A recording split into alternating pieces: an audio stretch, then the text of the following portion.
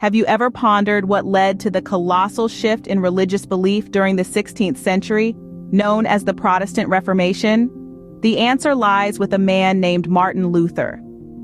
A German professor of theology, Luther was a man of deep religious conviction, but he found himself increasingly at odds with the practices of the Catholic Church.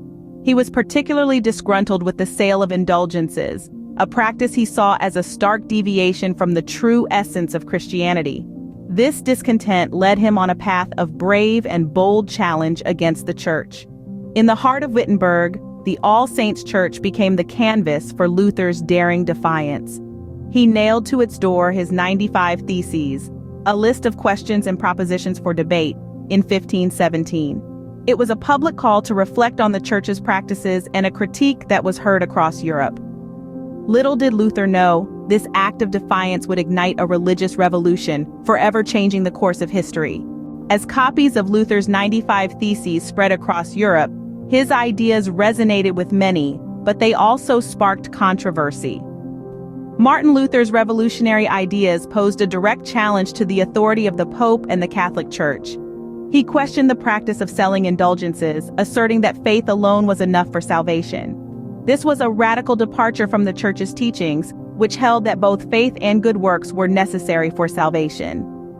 Luther's ideas quickly gained traction, thanks largely to the invention of the printing press, which allowed for the widespread dissemination of his theses.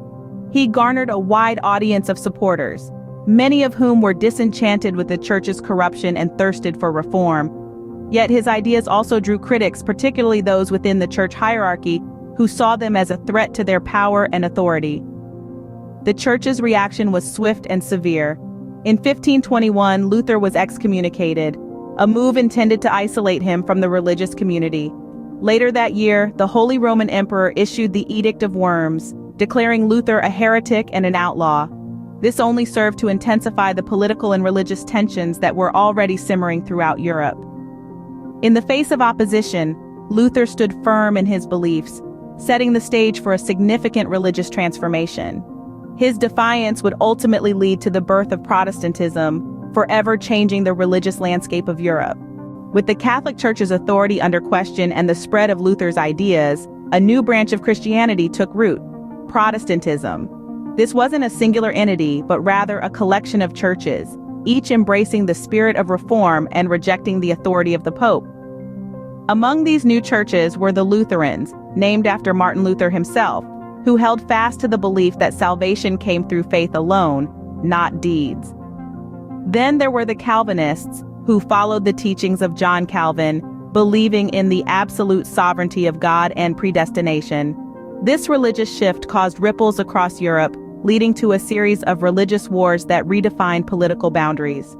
The Peace of Westphalia in 1648 brought an end to these wars, but the impact of Protestantism had already been felt. It wasn't just political power that shifted. Societal norms and values were transformed as well.